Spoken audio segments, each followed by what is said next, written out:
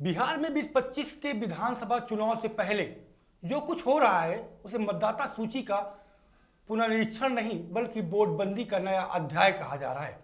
चुनाव आयोग की ओर से जारी आदेश में कहा गया है कि करोड़ों मतदाताओं को पुराने सरकारी दस्तावेज जैसे कि जन्म प्रमाण पत्र और पासपोर्ट जैसी चीजें जमा करनी होंगी, जो व्यवहारिक रूप से लाखों लोगों को मतदान से दूर कर सकता है। अब मुद्दे पर राजनीति तेज हो गई है और चुनाव आयोग पर आरोपों का दौर जो है वो लगातार जारी है। लेकिन सवाल यह है कि क्या बिहार के गांवों में दलितों, मुसलमानों और गरीब तबकों के पास ये दस्तावेज हैं? क्या ये कयावत सुनियोजित साजिश है जिससे वोट बैंक में कहीं ना कहीं काटा जा सके, घटाया जा सके?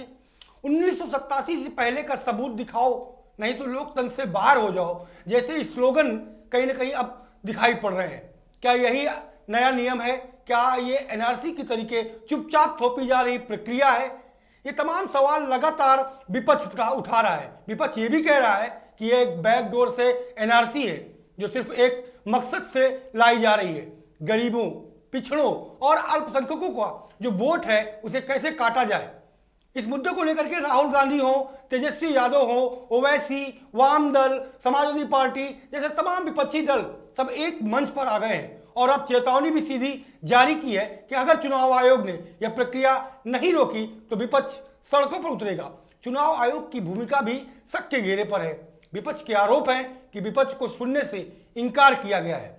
2 जुलाई को जो बैठक हुई उसमें भी आयोग असभ्य तरीके से रवैया अपनाया है।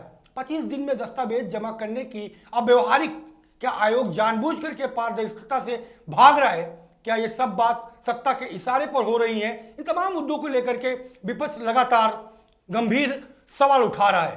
अब सवाल यह उठता है कि अगर चुनाव आयोग नहीं सुधरा तो ये मत समझिए कि जनता चुप बैठेगी।